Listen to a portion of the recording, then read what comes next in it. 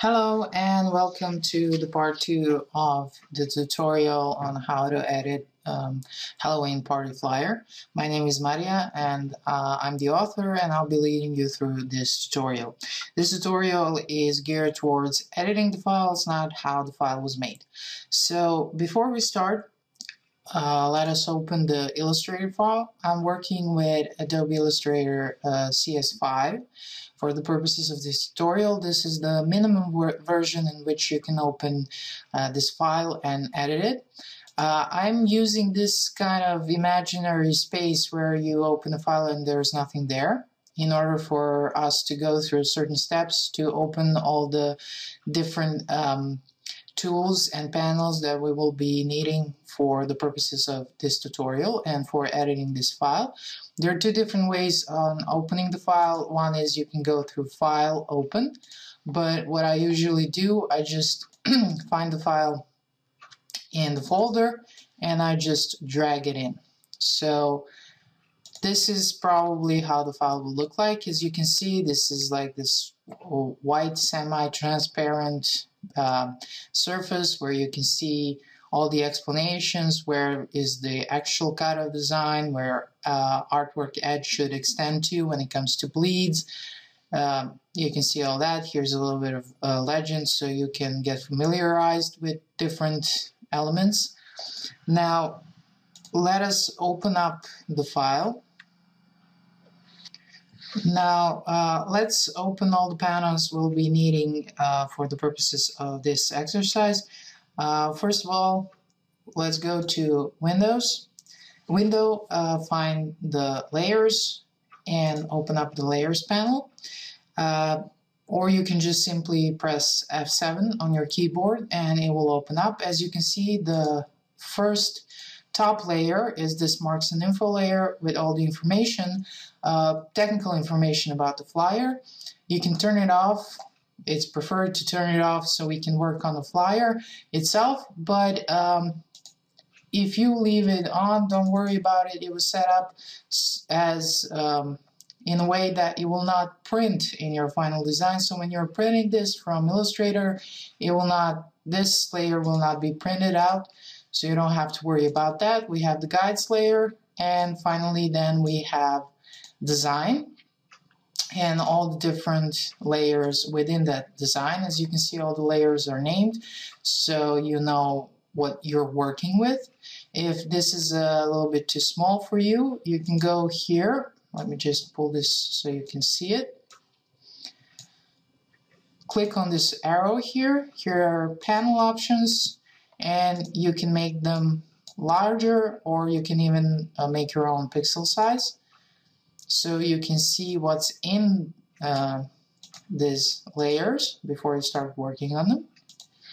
Now the next thing we're going to be opening is Swatches panel. We go to Window, find Swatches, and open that one up. It will open up with the swatches that have been saved with this template. These are all the colors that I have been using in this design. Next thing we need to open is the gradient panel. So we will go to Window, Gradient, or as you can see here, there's a shortcut. It's Control F9. It will open up the gradient. Let's pull this here so it doesn't bother us.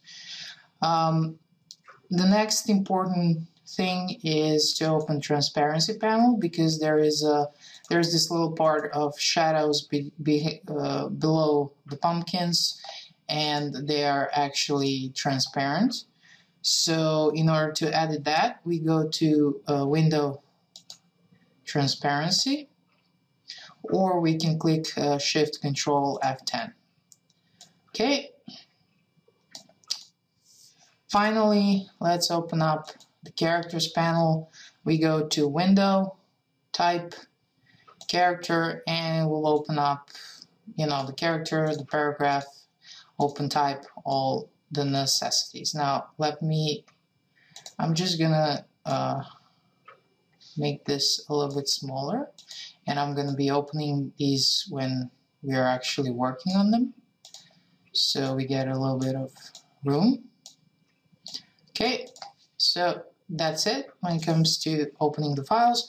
Now let's start with color editing. As you can see, there are a lot of colors, but basically everything is one-toned, and you can easily make your own color palette. This is what I'm suggesting you to do. If you want to completely change the colors in this flyer, you can either make your own palette, just add the colors, so it's going to be easier to manipulate and work with them, especially when it comes to gradients. You don't have to remember where you stopped, where you did.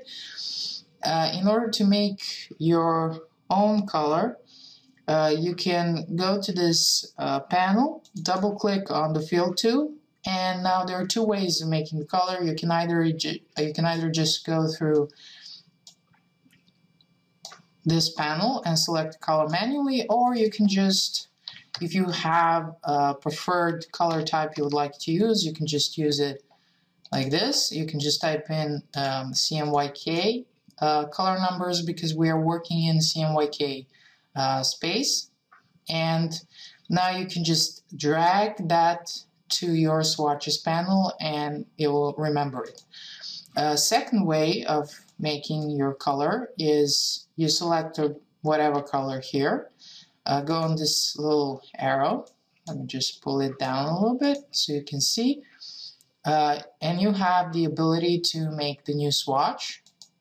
You create the swatch, and here you can make your colors by typing in the values of CMYK, and you can name your color with a specific name, let's say custom 1. Now what I suggest you to do, and this is something people don't usually utilize in Adobe Illustrator, and it's a great thing to use, is to check this global color button and click OK, and now we have our global colors. Now the reason why I'm suggesting this global color is because then changing your color scheme is going to be so much easier. If your color has this little white triangle here, it means it has been created as a global color. What that means is if you double click on that color, it will open up. We check in this preview button, and when we change the color, it will automatically change all of those yellows in the flyer and in the gradients. Everywhere where that yellow color was, now it's going to be this greenish color we created. So this is definitely the best way to edit your colors in Illustrator.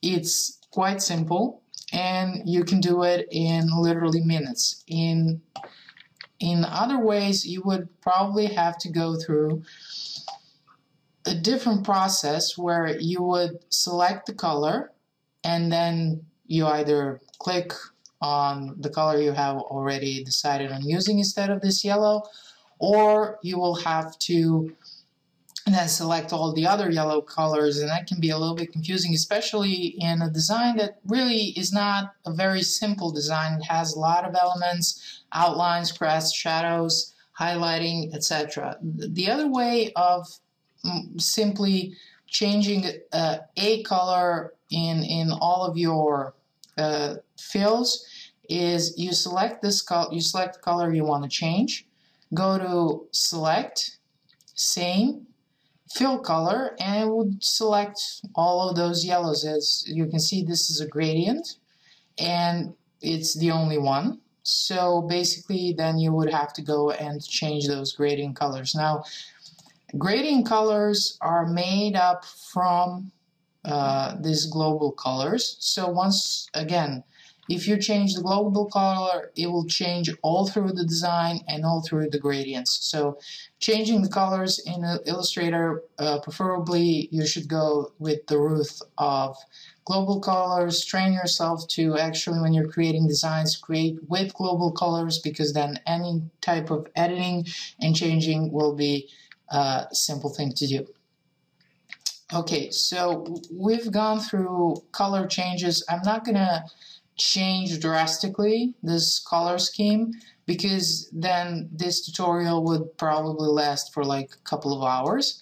But what we're gonna do now we're gonna go through elements that can be edited, so you can simply change them. Now let's talk a little bit about transparency and appearance edit. As you can see, there are basically only these three elements that represent pumpkin shadows, and as you can see, they are set at multiply at 30% opacity.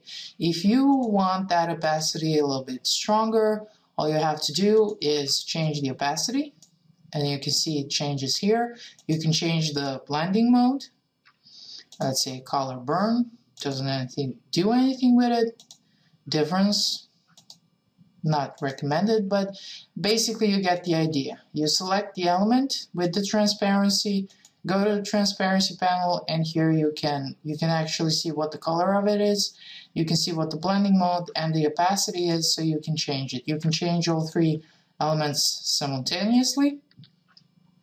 And so we're going to put it at, let's say, 35%. So that's it. Okay, we have gone through transparency and editing, and most of the time when you take on a template, the one thing you're going to be editing is the text. So here are two different ways how to select the text.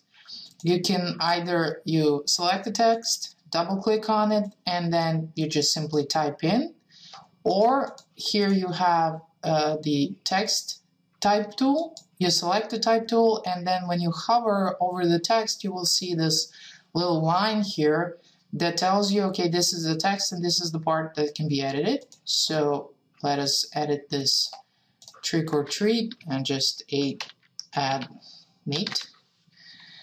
The same goes for, you can change a part of the word, let's say Halloween. Great. It really doesn't make any sense, but it doesn't matter. So after you're done editing, you can go through other parts of text. You can also change this time. You can change the date. Here's all the information you can change. As you can see, like in this part of the text, we have the text. If you selected all, here in the characters panel, the size will not be defined because I actually made it different sizes. So one part would stand out. So you just select the part you want to change. Let's say, for instance, it's on 9. Okay, and then change the specific name. Okay, and if this happens, if your name is much bigger than what I anticipated for, you'll see it's getting really close to the maximum text line. That text shouldn't be coming over, but in the case it does, what you can do is select these bigger parts of the text. As you can see, they're at 15.6 points here. We can, the distance in 13 points the size, let's just shrink it to 12. Do the same thing for our phone number, and we'll get a little bit more room in the design. So that was editing. After you're done with editing, you have two options. You can either just save the file, or you can prepare it to be printed. Now, I'm not going to go to different printing types. What I suggest you to do before send it to print, this is probably the most important thing. After you're done with your text editing, select the text and go to Object, Expand Appearance. We'll probably have to do that twice. Okay, and now all the text is in the curves, so when you send it to your printer, they won't have an issue if they don't have the font that was used here. They won't have the issue with the font, because if you open the file and you don't have fonts installed, it's going to look funky and then some mistakes can happen. This is the best way to send it to your printer. Save the file, go to File, Save As, and I'm just going to add curve, edit it. So there's no confusion, and you still have the original file with the fonts untagged, so you can go back in and change it accordingly. It will open up this Illustrator options. If you're working in CS5, leave it at that. Make sure you check the create PDF compatible file so you can view it on different devices. Use compression, that's it, and the file is saved. You can now send it to printer. Okay, that was editing the file in Adobe Illustrator. Next chapter, we're going to be talking about editing the file in Adobe InDesign.